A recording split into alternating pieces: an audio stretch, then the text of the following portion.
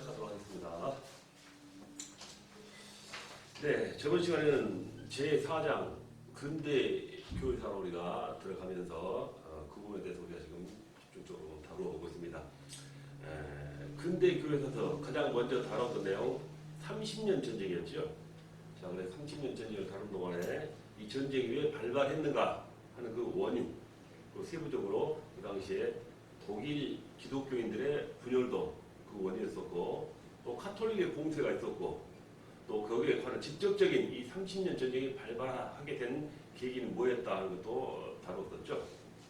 그래가지고 30년 전쟁의 진행 상황을 살펴봤고, 보헤미안에 있었던 내전, 그리고 덴마크의 개입, 그리고 스웨덴의 개입까지 우리가 저번 시간에 공부를 했었습니다. 자, 다음 세 번째로 그 전쟁으로 인한 말미에 결국 베스트팔렌 평화조약이 우리가 맺게 되죠. 그 조약 안에 우리가 어떤 내용을 진행했는가 하는 것을 지금부터 우리가 살펴보도록 하겠습니다.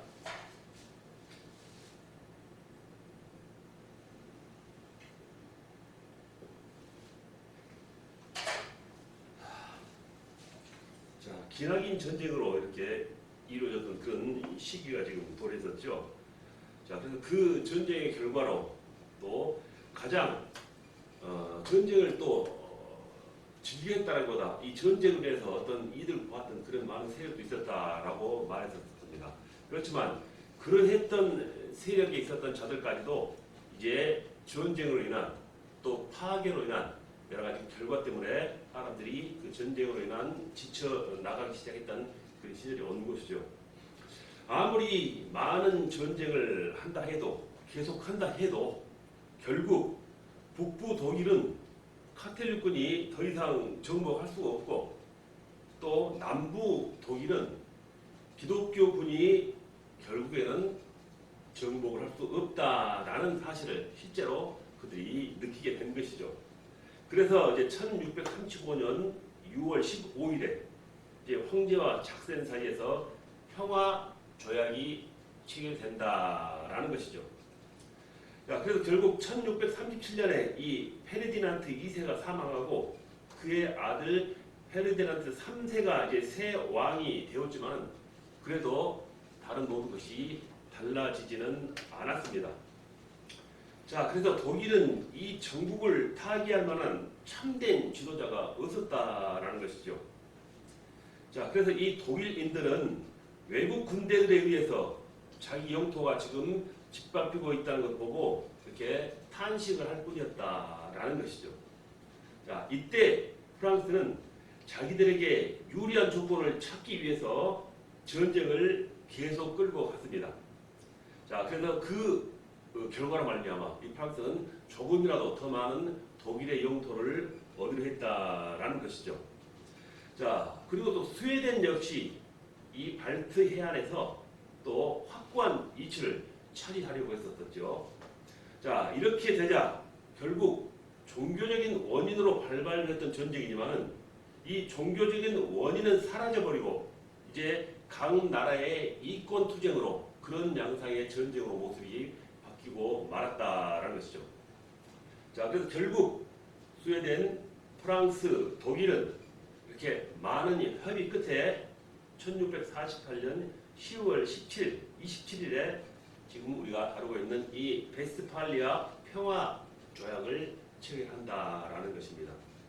자, 그래서 이 조약의 내용에는 지금 우리가 말하는 이 종교상에 관한 것과 또 영토에 관한 그 두 가지 것으로 구성이 되어 있다라는 것입니다.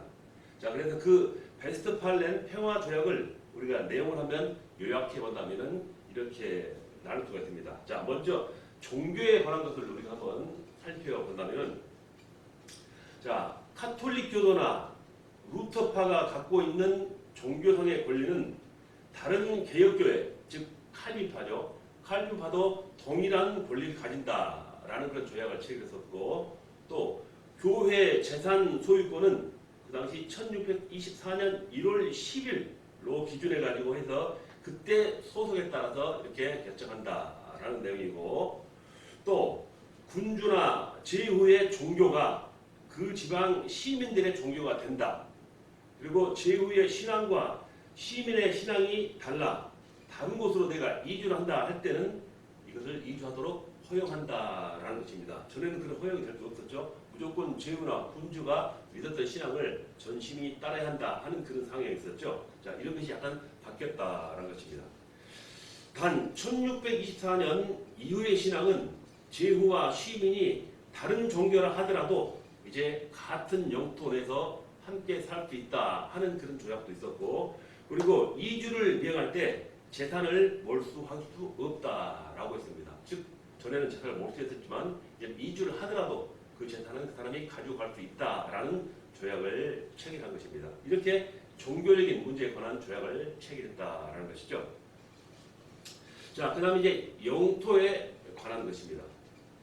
스페인은 네덜란드의 독립을 승인한다라는 조약이 있었고, 독일 제국은 스웨덴의 독립을 승인한다라는 조약이 있었고, 스웨덴은 발트 해안에 있는 독일 영지인 포메라니아의 또 일부와 루겐섬의 또 할당을 받는다, 이런 조약을 또 이렇게 했습니다.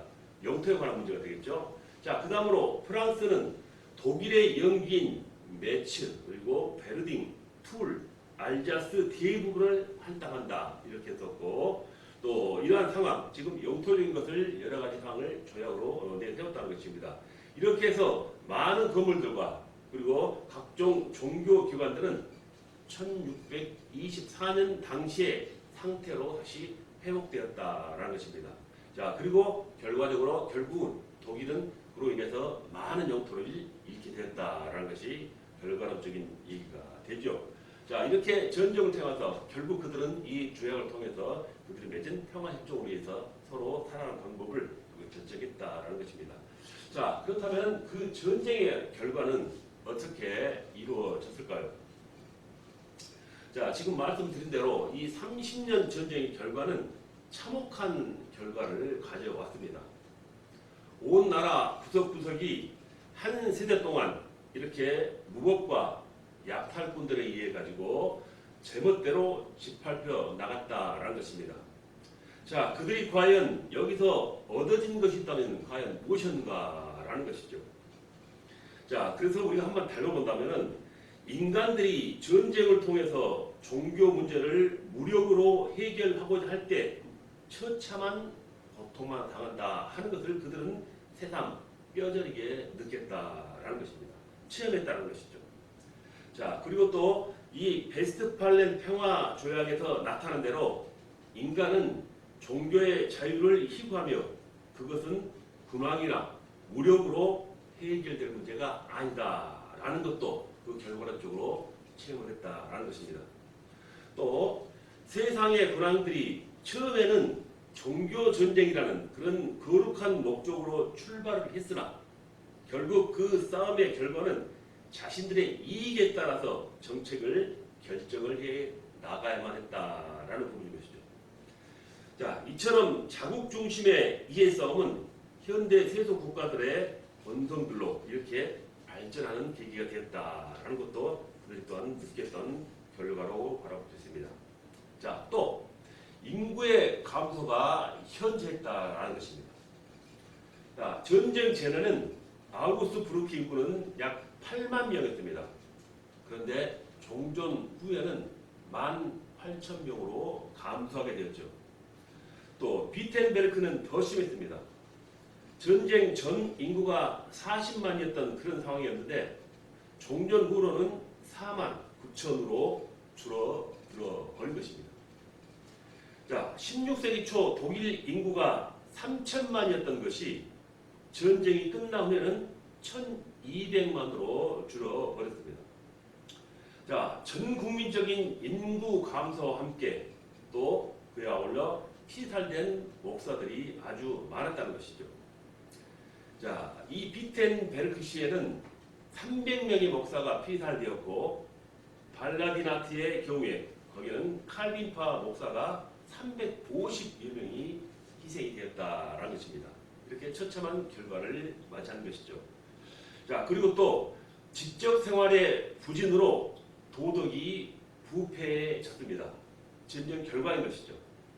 자, 전쟁 중이라 산업이 파괴되고 문화, 예술 등 지적 활동이 정체될 수밖에 없었죠. 그 결과 이 사회 전반이 도덕적으로 부패하게 된 것이라 하는 말씀이죠. 자, 이러한 때 종교계는 양극단적으로 나타나는 모습으로 이렇게 변화되기 시작했습니다. 한편에서는 더욱더 깊은 신비주의에 빠져들었는가 하면은 또 다른 한편에서는 종교의 깊은 회의를 느끼고 종교를 버리고 종교를 부정하는 그런 양상으로 변해 나갔다라는 것입니다. 자, 이렇게 말씀드린 대로 이 30년 전쟁은 다음 세기에 일어날 여러 가지 문제에 대해서 이렇게 반응에 자극을 주는 그런 원인이 된 전쟁이었다라고 우리가 결론을 내릴 수가 있겠습니다. 자, 이렇게 30년 전쟁에 대해서 저번 시간에 대해서 지금 이 시간까지 한번 자세히 다뤄봤습니다. 자, 다음에는 제 1장의 30년 전쟁을 마치고 제 2장으로 청교도 운동에 관해서 우리가 한번 살펴보도록 하겠습니다.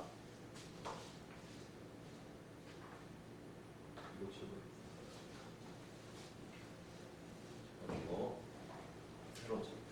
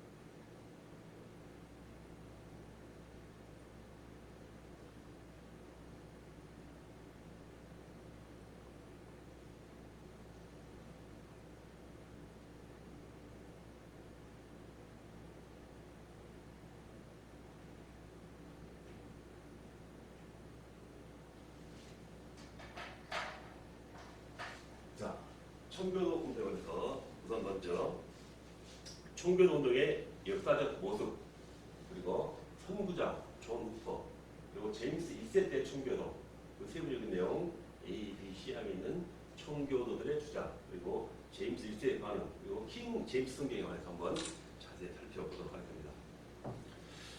자, 청교도, 영어로 퓨리탄이라고 그러죠. 자, 청교도 운동 자체가 처음 시작됐을 때는 그다지 큰 파급의 효과를 이렇게 미쳤다고 말할 수가 있습니다.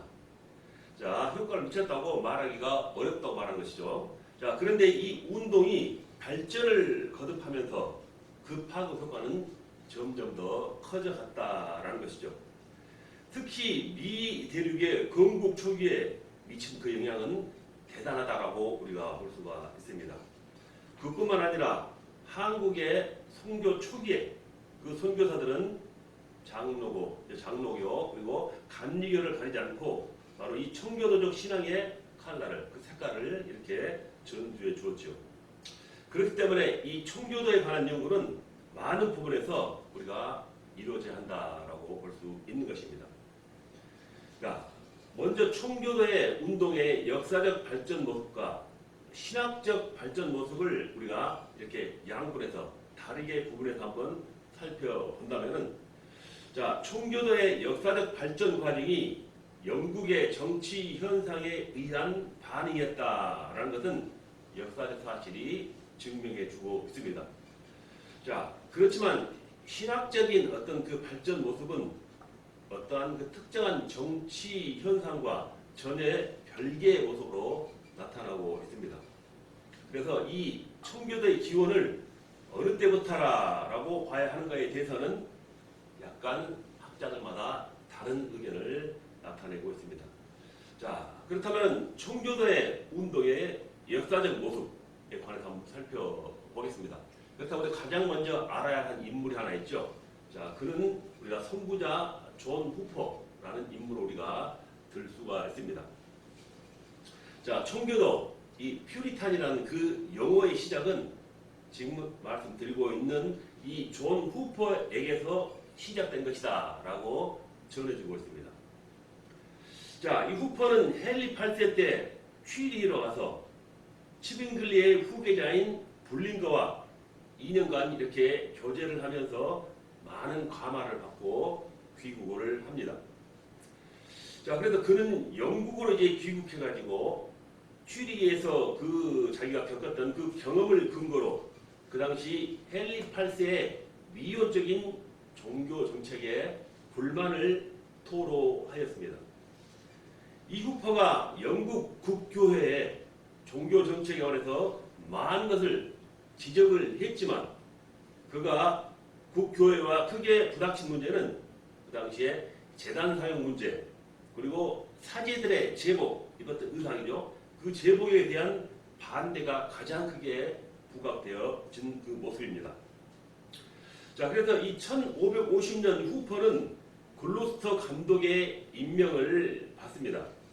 그러나 후퍼는 사제 제복 사용을 거절한다라는 것을 고집하면서 결국 그는 감옥에 투옥됐다가 풀려나기까지 합니다. 그리고 그는 계속 그 제복을 사제들의 제복을 중백의로 바꿔야 한다라는 주장을 폈습니다. 중백이란 긴 옷이 아니라 무릎 정도 차는 어떤 그런 가운 형태라고 우리가 봐야겠죠. 이걸 주장했다라는 것입니다. 자, 그러다가 이제 그와 같은 문제로 많은 순환을 당하다가 그 끝에 이제 결국 1555년 메리 여왕 때 결국 화형을 당해서 죽고 맙니다. 자, 이렇게 해서 제복 사용을 중단하고 종교계를 깨끗하게 청소해야 한다라고 주장하던 이 후퍼의 운동은 자기가 죽음으로써 결국 그 당시에 자기의 운동은 끝이 나게 됩니다. 자, 그런데 이 운동은 그 다음 엘리자베스 여왕 때 더욱더 본격적으로 나타나게 되죠. 자, 엘리자베스 여왕은 1559년에 통일령에 의해서 영국 내 모든 교회가 영국 국교회인 성공회식 개혁이 이루어지도록 법제화를 합니다. 자, 이때 통일령은 예배 형식을 기도서로 통일시키려 하였고 사제들 아까 말씀 다뤘던 그 사제들의 복장까지도 통일하려고 했습니다. 자, 이때 대륙으로 유럽 쪽이겠죠. 대륙으로 피난했다가 돌아온 수많은 개혁의 의지를 가진 무리들이 이 엘리자베스 여왕의 종교 통일 정책에 반항을 합니다. 자, 이들 반항자들의 구성은 여러 가지로 복잡합니다. 자, 개혁파 신학을 중심한 사람들도 있었고 또 독립파 신학을 중심한 사람들도 있었다라는 것입니다. 그 반항하는 세력 중에서. 자, 그래서 이들 반대자들은 1564년경에 그들의 의견을 집단적으로 이렇게 묶어가지고 여왕의 통일 의식령에 반대를 제기합니다. 자, 이들 반대자들의 주장은 신학적인 내용의 뜻도 있었겠으나 저들의 표면적인 주장은 제복 사용을 반대하고 검소한 생활을 강조했다라는 것입니다. 자, 이렇게 해서 청교도라는 집단적인 무리가 등장하기 시작한 것은 1564년 엘리자베스 여왕 때라라고 우리가 기록이 되고 있다라는 것이죠. 자, 그런데 이 청교도 퓨리탄이라고 그랬죠. 결국 정결한 자라는 뜻으로 되겠죠. 우리말로 한다면은 이 청교도 퓨리탄이라는 이 말이 그때부터 이제 사용되기 시작했다라는 것입니다. 자, 이 말이 당시 어떻게 보면은 우리가 질 때는 지금 어떤 종교적인 의미로 받아들이겠지만 당시에 이 퓨리탄이라는 말은 그 당시에 그렇게 좋지 않은 뜻, 즉 종파주의자, 광신자, 반항자라는 그런 뜻으로 사용되기도 했었습니다. 그 당시에는. 자, 그리고 무지하고 정신 나간 사람들로 구성된 집단이라는 뜻을 그 당시에는 가지고 있었고 그런 의미를 가진 뜻이었었죠. 그리고 이 초기의 청교도에 대해서는 매우 모욕하고 또 중상하는 그런 흐름이 계속되었습니다. 그들을 향해서 손가락질하고 지절하고 그들을 이렇게 꾸짖었다라는 것이죠. 자, 그런 흐름이 계속되었습니다. 그러나 이 같은 청교도 운동이 영국의 재앙들과 함께 변천해서 점차 발전이 되고 결국 후에는 아까는 저주스러웠던 그런 이름이 결국에는 그 퓨리탄이라는 의미가 영예스러운 이름으로 바뀌게 되어 나간다라는 것입니다. 자, 다시 말해서 청교도, 퓨리탄은 로마의 카톨릭 의식으로부터 영국 교회의 순결을 추구하는 16세기에서 17세기, 16세기에서 17세기 사이에 영국 개혁 기독교주의자들을 말한다라고 우리가 정리할 수가 있습니다. 당시 영국 교회는 부분적인 개혁을 주장하고 있었죠. 자, 그래서 또한 청교도는 원형적이고 전통적인 복음주의를 지향했던 그런 기독교인을 총칭하는 말이기도 합니다. 자, 이들은 기독교 교훈들로서 전통적인 복음주의 안에서 루터주의 계열과 그리고 칼빈주의 계열과 그리고 잉글랜드 성공회에서 소속된 이들과 전통 복음주의를 추구했지만 계열을 추구하지 않던 이들을 포함한 다양한 전통 복음주의자를 통칭해서 일컫는 말이며 이런 신앙이 있던 사람들을 총칭해서 청교도한다라고 우리가 말씀을 드립니다. 자, 이 청교도들은 영국 종교개혁이 불완전한 개혁이었다라고 평가를 하여 영국 성공회 정부 중심의 성향과 그리고 로마 카톨릭의 잔재를 철폐하고자 했다라는 것입니다. 자, 이들은 도덕적인 순수성을 추구하며 그리고 또 낭비와 사치를 배격하고 근면을 강조하였으므로 그리고 또 영국의 중산층을 이렇게 점차 이뤄 형성해 나가기 시작했습니다. 또한 신학적으로는 인위적 권위와 전통을 인정하지 않고 성경에 철저하고자 한 전통 복음주의인 바로 성경주의적인 입장을 갖고 있었다라는 것입니다. 자, 영국 교회가 그러다가 이 영국 교회가 핍박을 하자 결국 미국으로 건너가서 청교도의 부흥을 이뤘던 것은 또한 우리가 역사적으로 잘 알고 있는 사실이기도 한 것이죠. 자, 이렇게 청교들이 어떤 인물에 의해서 탄생되었고 어떤 과정을 거치면서 점차 세력화되어 나왔다 하는 것을 함께 다뤄보았습니다. 자, 그렇다면 영국 제임스 1세 때 청교도는 어땠는가라는 것도 한번 살펴보도록 하겠습니다. 자, 방금 전에 말씀드렸던 엘리자베스 여왕 때 그 모습을 나타낸 청교도는 이 제임스 왕 때 좀 더 분명하고 큰 영향력을 발휘하기 시작합니다. 자, 엘리자베스 여왕은 처녀 왕으로서 후손을 남기지 못했습니다. 자, 그녀는 죽기 전에 이제 스코틀랜드 국왕 제임스 6세를 잉글랜드 왕으로 이렇게 지명을 합니다. 자, 그래서 이 엘리자베스 여왕이 죽고 난 다음에 이 제임스 6세는 스코틀랜드와 잉글랜드를 합친 대영 제국의 왕이 됩니다. 자, 그는 이렇게 대영 제국의 왕이 되면서 제임스 1세라고 계칭을 하고 또 두 나라를 통치하는 왕이 된 것입니다. 자, 새로운 대영 제국의 왕이 된 이 제임스 1세는 스코틀랜드보다 잉글랜드를 더 다스리기 어려운 것으로 이렇게 발견을 하게 되지요. 이 제임스 1세가 잉글랜드에서 당하는 어려움은 역시 종교 문제였습니다. 자, 이 제임스 1세가 전에 다스렸던 이 스코틀랜드에서는 장로교회 간 교회 개혁이 성공함으로 로마 카톨릭과는 현저하게 구분되는 것을 느낄 수 있었습니다. 그러나 새로운 영국은 어떠했는가?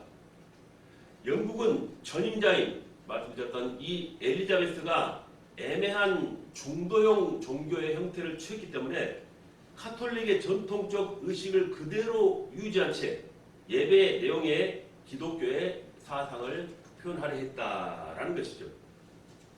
자, 이렇게 이제 혼합 중도형 종교 정책을 맹렬하게 공격하고자 기독교 세력이 이제 나섰다라는 것입니다.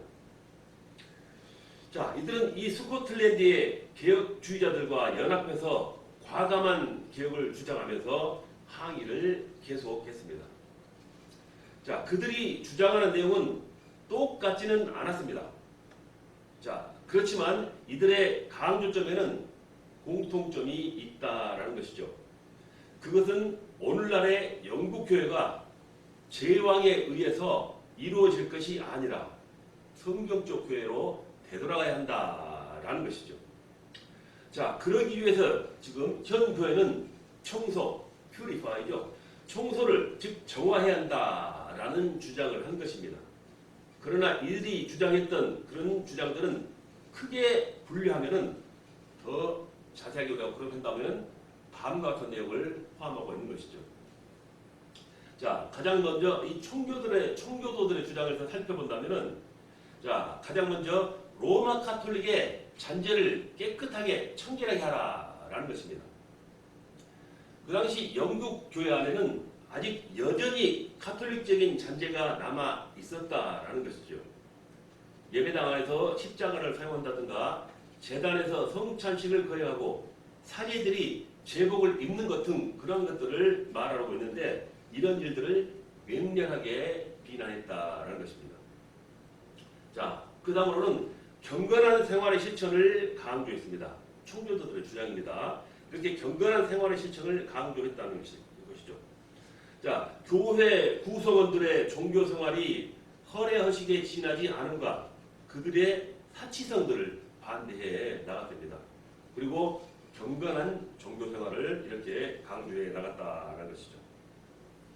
자, 그리고 다음에는 감독 제도를 반대했습니다.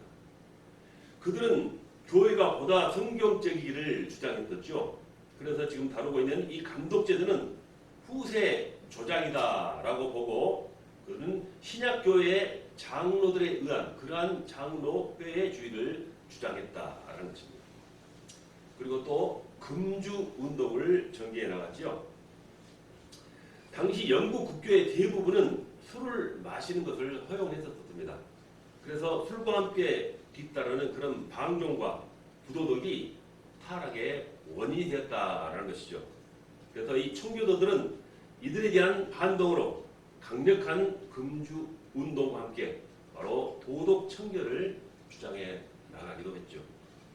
또 연극 관람도 반대했습니다. 연극 관람도 반대했다는 것입니다.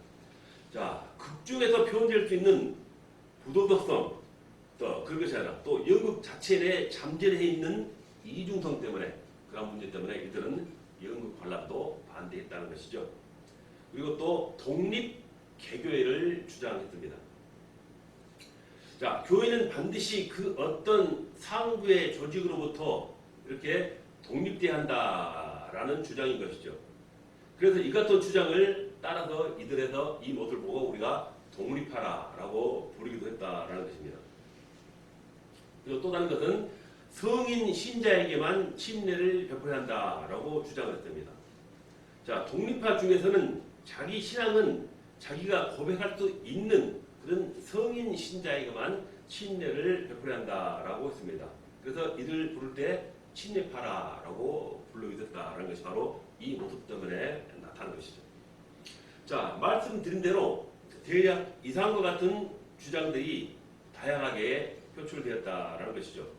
그러므로 이 청교도라는 무리 안에는 개혁주의의 칼빈파도 있고, 또 방금 말씀드린 대로 이 독립파로 분리를 주장하는 세력도 있었고, 또 방금 다룬 침례파도 있었다라는 것이죠. 자, 이들 초기 청교도들은 영국 국교회라는 그런 거대한 세력에게 저항하기 위해서 각자 신학적 견해가 약간 다른데도 불구하고 이렇게 서로 약자들이 한데 모여서 연합 형태를 구성해 나간다라고 우리가 소리를 할 수가 있습니다. 자, 그렇다면 그 당시에 제임스 1세 반응은 이 청교도들에게 어떻게 나타났느냐 하는 것이죠.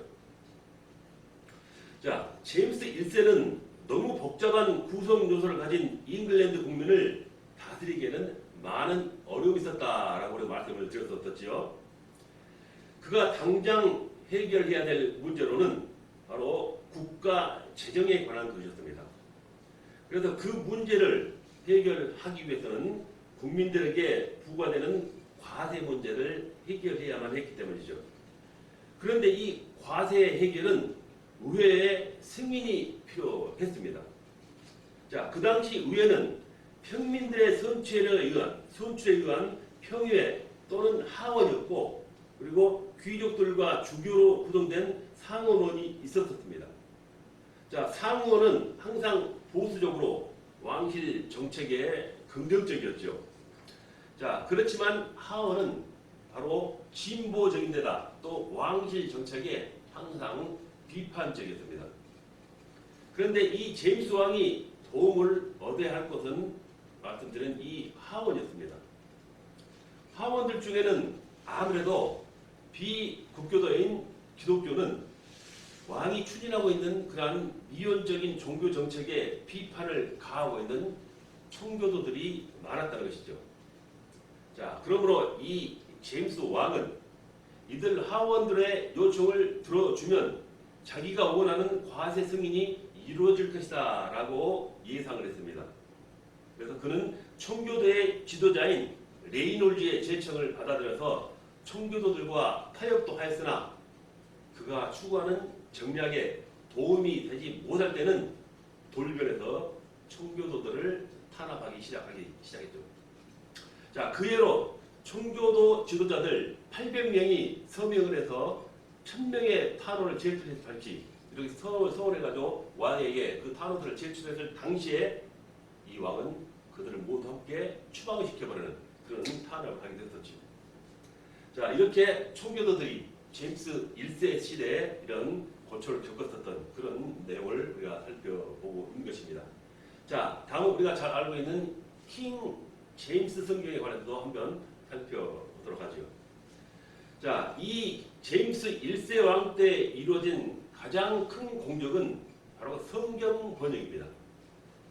영국에는 이미 교계에서 공인받은 대성경과 또 감독들의 성경이 있었죠.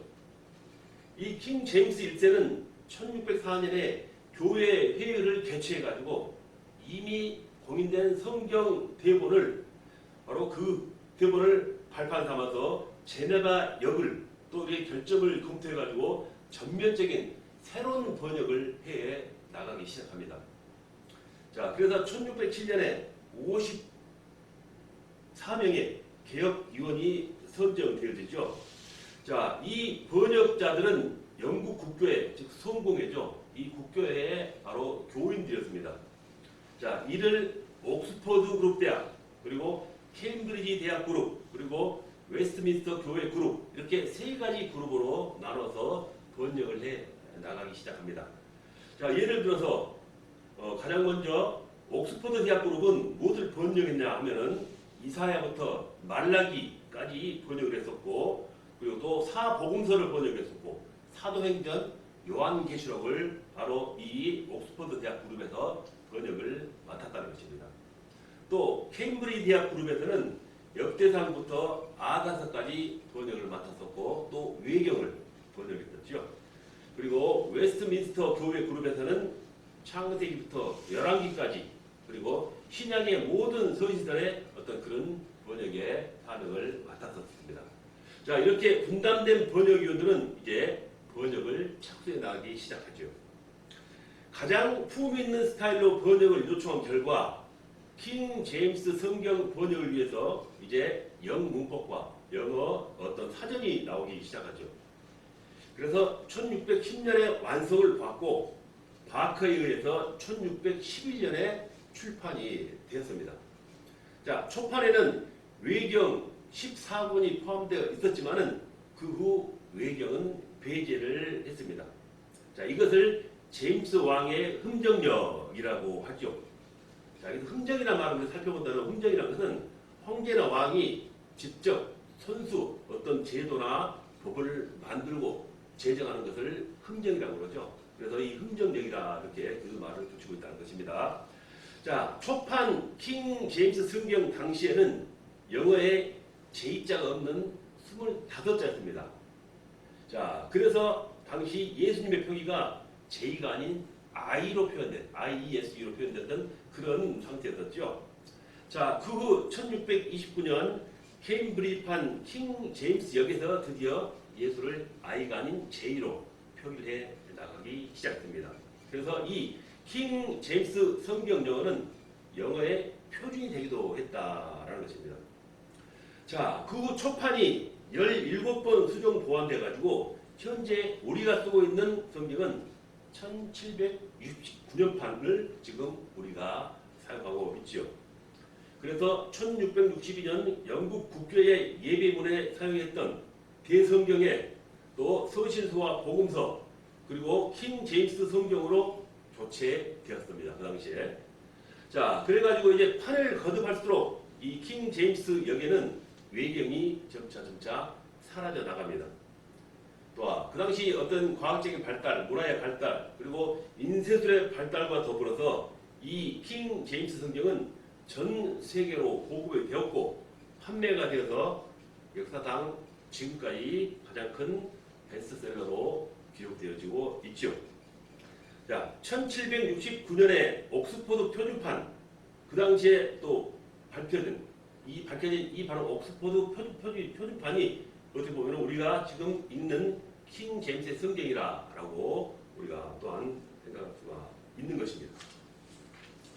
자, 세계 선교사들이 가지고 간 성경책 어떻게 살펴보면 모두가 바로 이 킹 제임스 성경이다라고 우리가 볼 수 있습니다. 윌리엄 캐리, 허드슨 테일러, 존 로스트 선교사들이죠. 존 맥킨타이어, 중국에 들어갔던 내용들, 그리고 언더우드, 아펜델러, 그리고 마펫 이런 주요 선교사들이 바로 세계 선교사를 다닐 때 갖고 갔던 이 성경책이 바로 지금 우리가 다루고 있는 이 킹 제임스 성경이었다라는 것입니다. 자, 그 후로 이제 빅토리아 여왕 시대가 다가오죠. 자, 이 빅토리아 여왕은 대영 제국의 왕이었습니다. 큰 아버지인 빌럼 4세가 서거를 하자 그 뒤를 이어가지고 이제 1837년 6월에 18살의 나이로 영국 여왕이 되었습니다.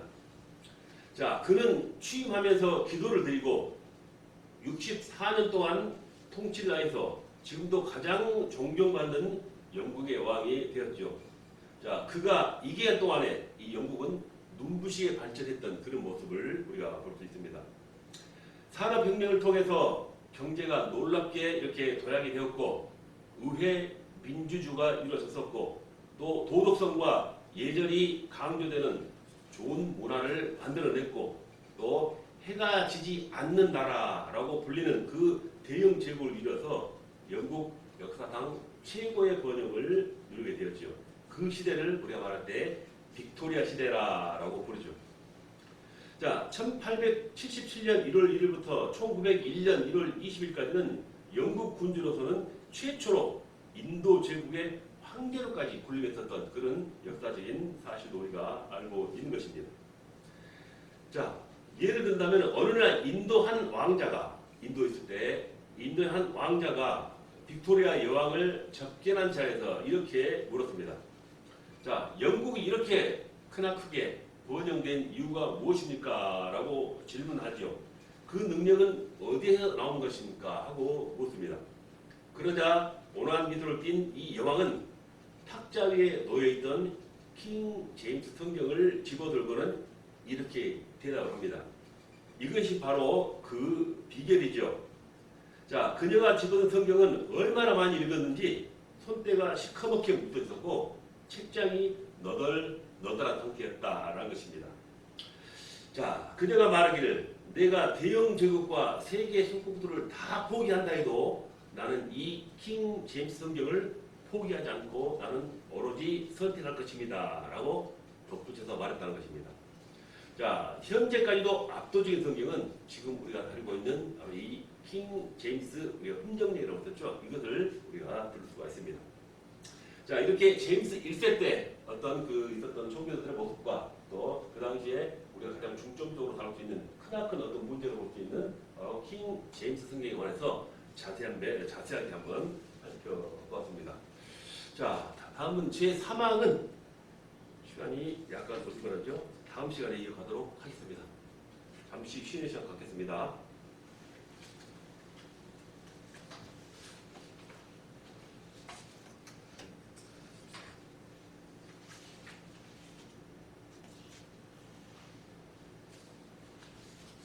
여기